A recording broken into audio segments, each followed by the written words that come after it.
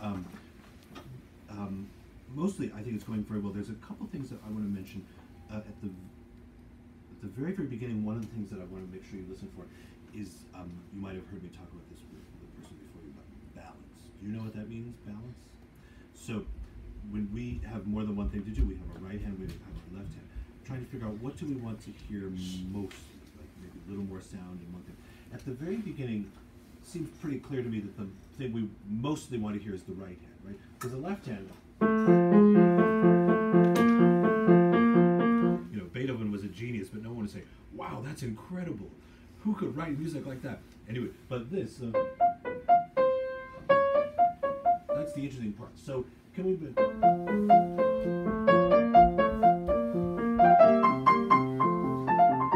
So, can you make sure that that you can tell which part is more important than the other? Can we try?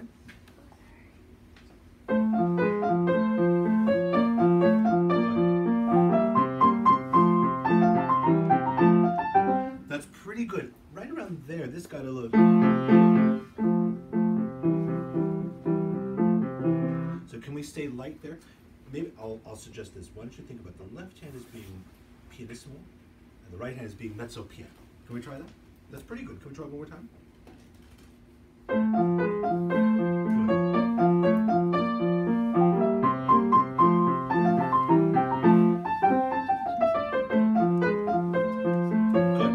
So make sure you always remember that. Look here, there's even a note. I didn't write that here. Somebody else, I think your teacher probably wrote that. So make sure that the left hand is soft. That's one of those things that we always have to listen for. And one thing that's hard to do is while we're playing, we have to, of course, be doing stuff. You know, with our fingers have a lot of stuff that they're doing. And we also have to be using our ear to listen. Is that the sound that I want?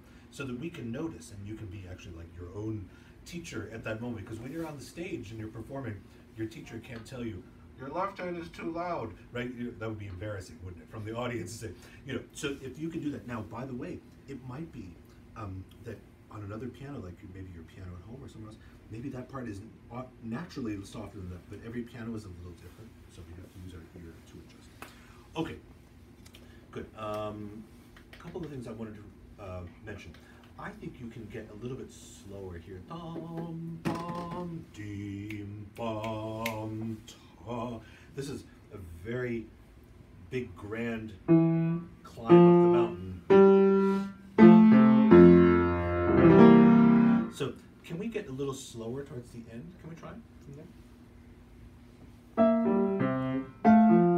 1, 2, 1, ta, dum. Pretty good. I think you can do more than that. Even get slower, especially in this measure. So, you can see.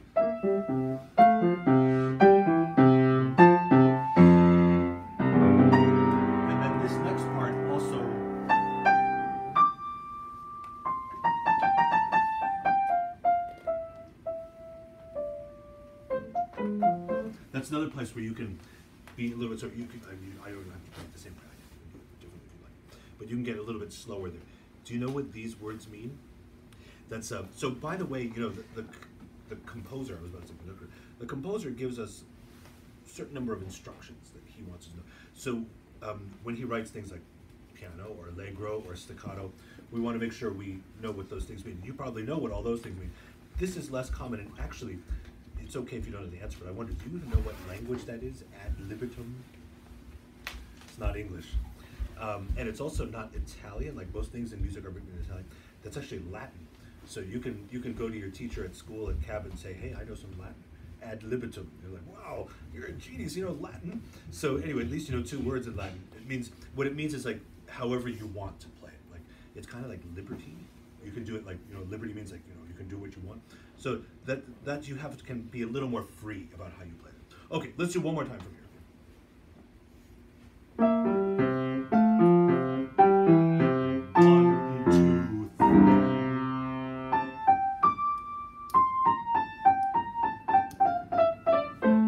3. Okay, good. So now this is going to seem funny because I said you should play with greater freedom, and then I'm going to tell you how I want you to do it, which is kind of a funny, like, not very much freedom. But let me suggest, at least, is that, so this part was really good. I would take more.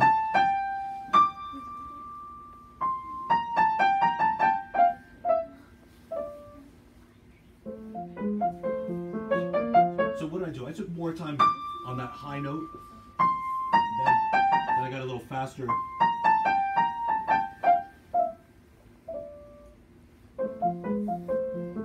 Right, now, you don't have to do it exactly the way I do it, but why don't you try it and see how it sounds once and see. So did you see what I took a lot of time on the D, then I got faster, then I got slower, okay? Let me start on the fermata note, the B flat.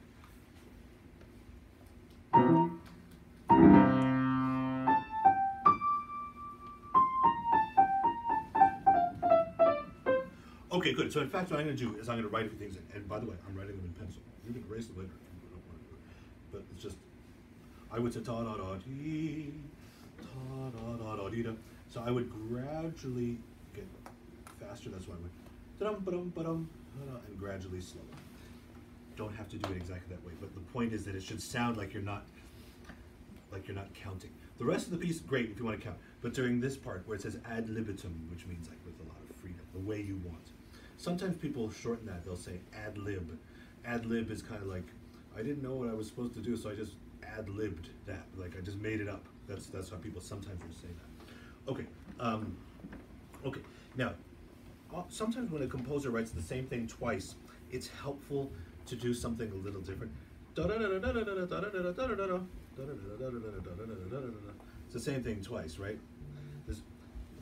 Can we try, I wrote here as a suggestion, I wrote in quotes, make this like an echo of the first one. Can this be loud and that be soft? Can we try? Let's go from there for a second.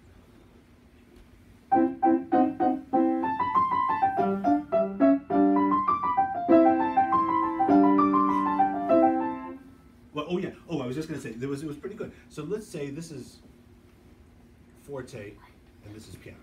Can we try that? Let's do one more time.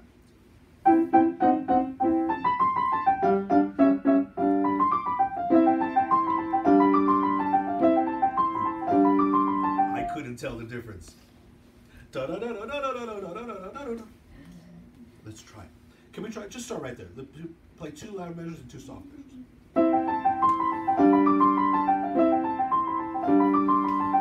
That was the difference between here and here. Can we make it here and there?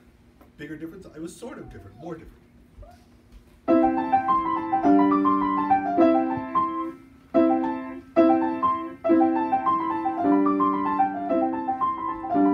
Not bad. In fact, what I'd like to do once is I want to stop in between, just to practice this.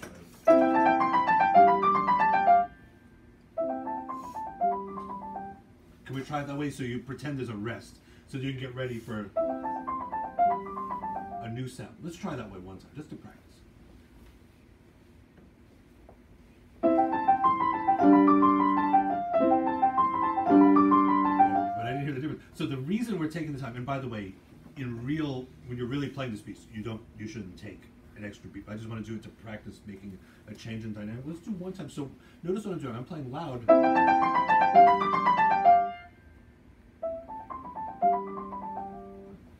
Can we try that? So it's 2 very different sounds.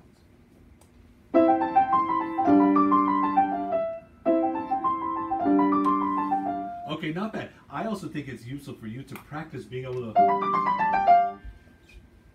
so you know exactly where your forte and where your piano. So let's do one more time. So make sure you can make your fingers stop.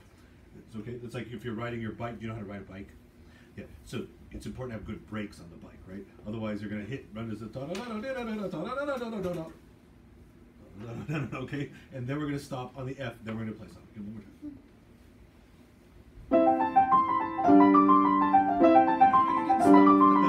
You didn't stop.